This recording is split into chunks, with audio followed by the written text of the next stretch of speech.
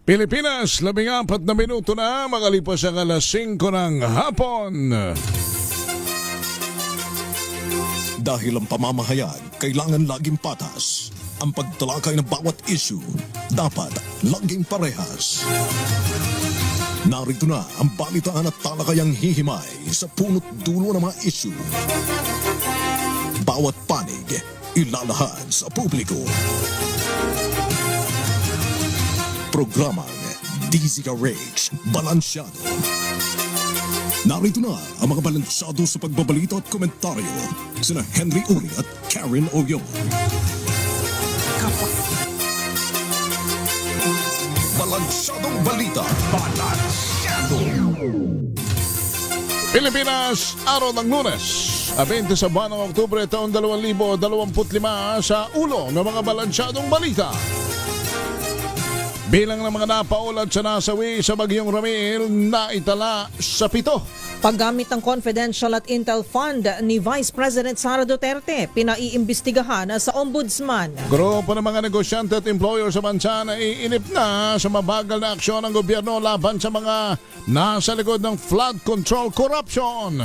Senador Lacson hihimukin ng mayorya na muling maupo bilang chairman ng Blue Ribbon Committee. Dating Ilocos Sur Governor Chavit Singson kinasuhan ng plunder at graft sa Ombudsman. Mahigit 2 milyong pasahero inaasahan sa PTEC sa panahon ng hundas. At isang construction worker patay, 3 naman ang sugatan sa baguho ng mga bakal sa ginagawang gusali sa barang BGC sa Taguig. At kagawad ng media, sugatan sa pamamaril sa Albay. Magandang hapon, Pilipinas! Kami po ang inyong tagapagbalita. Ako po si Miss Miss Karen Oyong. At Henry Uri. Sa detalye ng mga balita, 7 na ang naitalang patay sa pananalasa ng Bagyong Ramil batay sa ulat ng Office of the Civil Defense. 2 naman ang napaulat na nawawala sa Eastern Samar, Castillo at nagpapatuloy pa ang search and rescue operation. Sa tala ng OCD, umabot sa 173,000 na katao o 56,000 families ang naapektuhan.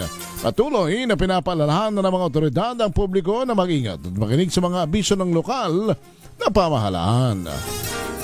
Humiling ng agarang aksyon sa Office of the Ombudsman ang mga grupong Akbayan at Tindig Pilipinas para imbestigahan si Vice President Sara Duterte kaugnay ng umunoy maling paggamit ng confidential at intelligence funds o CIF at pang-aabuso sa kapangyarihan. Sa 3 pahinang liham na kanilang isinumite sa anti-graft body, iginiit ng Akbayan na walang saysay na alibay ang pahayag ng Vice Presidente na ginamit umano ang bahagi ng confidential funds para imbestigahan ng korupsyon sa loob ng ahensyang kanyang dating pinamumunuan gaya ng DepEd.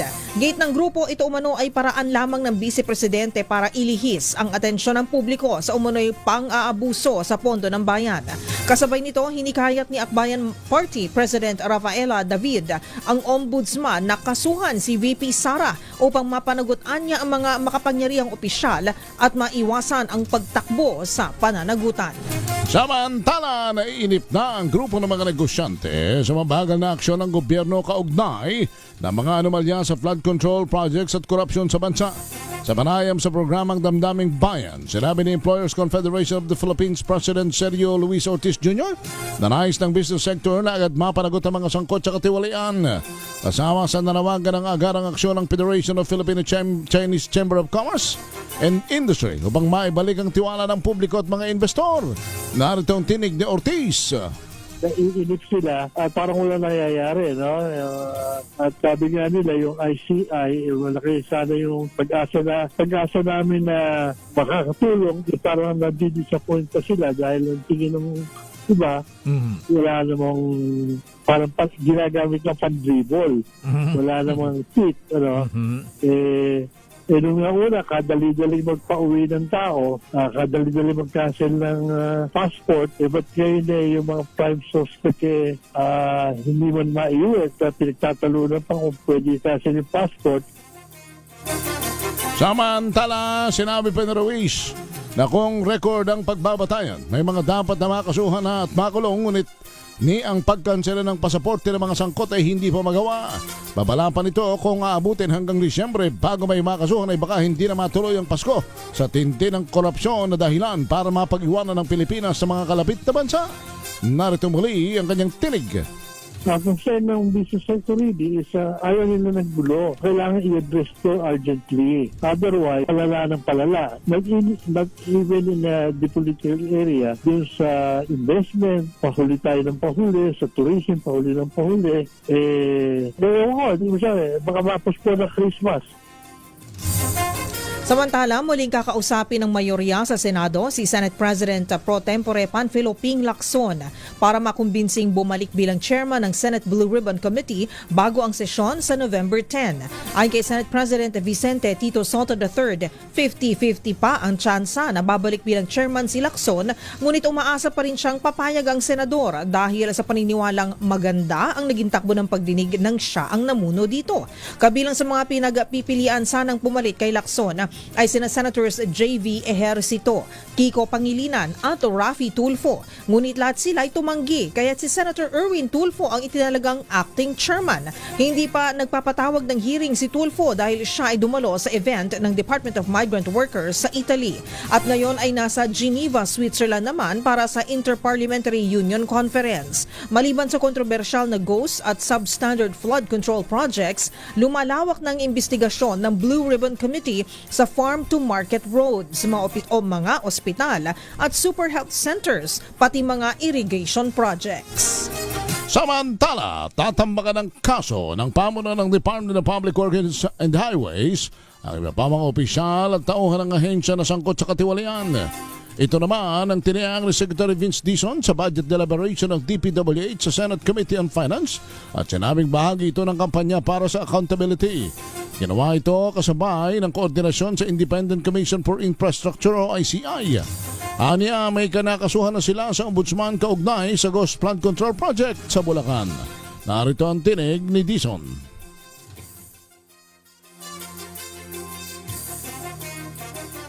So, kinausap ko rin po si Asik Mike at ang kanyang pangako.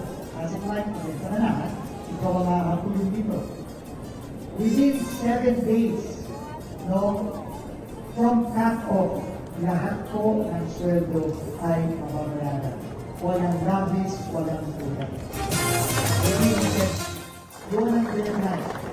Kung pwede, hindi sabihin ng within 7 days, hindi aabot ng 7 days. Pwede mas maaga pa doon. Pero hindi pwede lumampas ng 7 days. Tinutulan naman ng Malacanang ang mungkahi ni Senator Win Gatchalian na i-abolish ang Department of Public Works and Highways o DPWH dahil sa matinding katiwalian sa ahensya. Sa press briefing, sinabi ni Palace Press Officer Claire Castro na hindi lahat ng nagtatrabaho sa DPWH ay sangkot sa korupsyon at mayroon pang matitinong kawani na nagsisilbi na tumutugon sa kanilang mga obligasyon. Gate ni Castro, hindi kailangan buwagin ang DPWH, bagkus dapat tanggalin ang mga gumagawa ng kalokohan. Naniniwala ang palasyo na malilinis din ang ahensya sa pangunguna ni Secretary Vince Dizon. 22 minuto na makalipas ang alas 5 ng hapon ay nireklamo ng mga kasong pandarambong at katawalian sa Office of the Ombudsman si former Narbacan Ilocos Sur Mayor Luis Chambit Singson sa pangunguna ni Attorney Estelita Cortero ng grupong Warriors Tinarbacan Incorporated. Inihain ang 3 pahinang plother case laban kay Singson, dati nitong Vice Mayor si Pablito Sanidad Sr. at iba pang dating opisyal ng Narbacan. Ang mga nabanggit na personalidad ay sangkot naman sa pagbili ng halos 10 hektaryeng overpriced na lupa na pagmamayari ng Western Textile Mills Incorporated na nagkakahalaga ng 149,961,000. Ayon kay Atty. Cortero, kumita si Singson at mga kasabot nito ng halos 100 milyong piso dahil ang totoong halaga ng nabiling lupa ay 49,987 o 49,987 pesos lamang. Hiniling ng Warriors Tinarbacan sa Ombudsman na makulong si Singson. Inaasahang papalo naman sa 2.1 na milyon ang dadagsang mga pasahero sa Parañaque Integrated Terminal Exchange sa darating na undas. Ayon kay Jason Salvador, Director for Corporate Affairs and Government Relations ng PTEX, bahagyang mas bababa ang pagtayang ito kumpara sa mga nakaraang taon dahil walang long weekend ngayong undas at mas pinaghahandaan ng karamihan ang Pasko. Samantala, handa ng PTEX na tugunan ang mahabang pila ng mga pasahero sa pamamagitan ng sapat na bilang ng bibiyahing mga sasakyan. Anya, nagiging dahilan din ng delay kung minsan ang turnaround time ng mga bus dahil sa matinding trapiko palabas at papasok ng Metro Manila.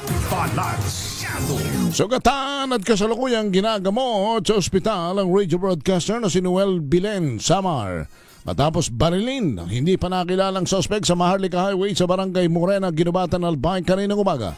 Ayon sa Police Regional Office 5, daong alas 9:05 ng umaga ng pagbabarilin si Samar, 54 anyos, na kilala bilang broadcaster ng Kadugong ITV o Kadunong ITV at DWIZ. Agad namang tumakas ang salarin matapos ang insidente habang dinala naman ang biktima sa isang ospital sa Legazpi City. Bumuo na ng Special Investigation Task Group Samar ang mga otoridad upang alamin ang motibo at pagkakakilanlan sa krimen. Patay ang isang construction worker habang 3 ang sugatan matapos gumuho ang bahagi ng ginagawang gusali ng isang kilalang clothing and lifestyle brand sa Bonifacio Global City sa lungsod ng Taguig. Batay sa paunang investigasyon at ulat ng Ground Commander kay Taguig City Police OIC Police Colonel Byron Alatog, gumuho ang core wall para sa elevator nang itinatayong gusali habang isinasagawa ang trabaho. Dinala sa ospital ang 4 na manggagawa, ngunit binawian ng buhay ang isa habang patuloy na ginagamot ang 3 pang sugatan. Sa panayam ng DZRH kay Engineer Harley Tagatak, Area Manager ng Monolith Construction and Development Corporation, sasagutin anya ng kumpanya ang lahat ng gastusin sa ospital ng mga nadisgrasya. Pakinggan po natin ang bahagi ng panayam kay Engineer Harley Tagatak. Sasagutin kung ano man yung maging babayaran nila or danyos nila dun sa hospital is covered po sila nung carry-ho namin. So, ano nangyari? Under investigation pa ho lahat dun sa kwan. Pero sila ho is mga estigman po. Samantala ay binalik na ng lalawigan ng Quezon Provincial Government Office ang mandatoryong pagsusot ng face mask dahil sa pagtaas ng kaso ng influenza-like illness sa lugar.